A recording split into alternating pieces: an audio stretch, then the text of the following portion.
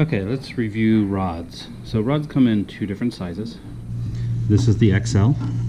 This is the standard. The XL is about 2 inches, give or take, longer. So this is about 130 millimeters. This is closer to 190 millimeters.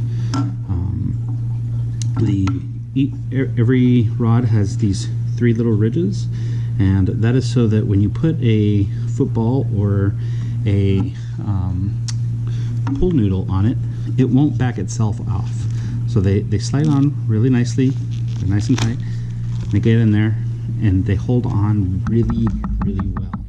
You can still get them out just by slowly wiggling them, and they'll slowly work their way out, but it takes some effort.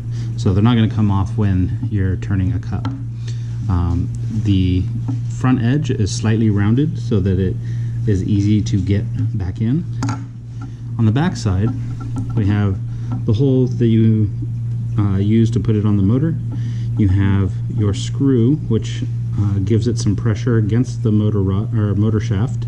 And then there's a little nut in here just so that the screw has something to kind of bite onto and attach itself to the plastic. Rods are these are really good if you're doing 20-ounce cups or shorter stemless wine glasses. If you're doing longer cups or you're doing 30 and 40 ounce cups, then you're going to probably want to use this one. It's nice to be able to interchange if you're only going to get one and you're unsure what size cups you're going to do.